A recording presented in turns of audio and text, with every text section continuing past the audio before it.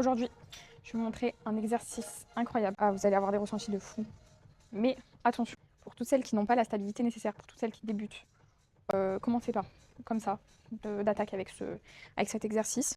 Un exercice basé sur la méthode brésilienne. Donc, et on va appliquer la méthode brésilienne sur ce même exercice qui est basé sur la méthode brésilienne. C'est l'exercice phare. C'est leur exercice phare et on a vu les brésiliennes, à quoi elles ressemblent. Donc, voilà. Vous pouvez faire ça avec un élastique comme ça ou avec un élastique plus long. Mais je préfère celui-là, parce que c'est plus simple de se positionner que celui qu'on accroche là. C'est un peu plus compliqué de se positionner correctement. Parce que là, il va falloir vraiment que vous positionnez votre jambe en arrière. Vous allez voir, de toute façon, je vais vous montrer. Ne vous inquiétez pas, mes go, on est là pour ça. Bon, premier exercice. Déjà, là, c'est du sport. Vous prenez votre élastique, vous venez le coincer, en fait, vous venez coincer le milieu de votre pied, vous voyez, au niveau de votre cuisse. En fait, le milieu de votre pied, il faut un élastique de résistance importante. Hein. C'est les élastiques fessiers, petits. C'est pas les élastiques traction. On est d'accord? Voilà, on coince le milieu du pied avec le haut de la cuisse. Okay. Et ensuite, très simple, vous allez vous mettre sous la barre. Vous allez faire comme si vous allez faire une fente bulgare. Sauf que vous allez bien repousser la jambe qui est attachée vers l'arrière.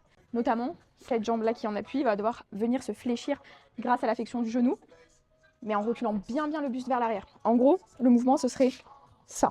Pour toutes celles qui débutent et qui veulent essayer cet exercice, mais qui ont peur de se mettre sous la barre, vous pouvez très bien vous tenir à la barre et venir déjà essayer de faire ce mouvement-là. Une fois que vous aurez appris ce mouvement-là, après, vous faites complètement autre chose. Enfin, vous faites sous la barre. Mais d'abord, commencez comme ça, pour celles qui débutent. Et pour celles qui sont à la maison aussi. En termes de charge, si vous arrivez, pour celles qui sont à la maison, vous mettez une charge ici et vous descendez. Ok, c'est beaucoup plus intense que les fentes bulgares. Déjà que les fentes bulgares, c'est intense, mais pourquoi? Parce que vous gérez l'instabilité. Et les filles, le muscle de votre fessier qui gère l'instabilité, c'est le moyen fessier, le haut des fessiers. Donc, on y va. Même si tout votre fessier, en général, gère un peu l'instabilité, mais l'instabilité, c'est beaucoup mieux. Et avec l'instabilité, vous intensifiez votre travail à la maison. Bref, je ne vais pas faire une vidéo de 10 minutes pour un seul exercice, même si je pourrais en parler des heures. Hop, vous vous mettez sous la barre. Vous enlevez votre sécurité. Je le sens déjà, j'ai déjà mal. Et vous voyez, je fais comme si je faisais une fente, sauf que mon genou qui est attaché, il revient très légèrement et puis il repart vers l'arrière. Donc vous n'allez pas mourir. Hein. C'est-à-dire que vous pouvez grave vous rattraper, même avec l'élastique. Donc n'ayez pas peur de tomber. Puis finalement, tomber, c'est quoi? Ce n'est fait que pour se relever, évidemment.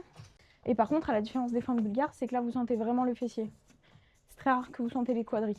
Pour moi, être quadri dominante et qui la plupart du temps utilise les quadris.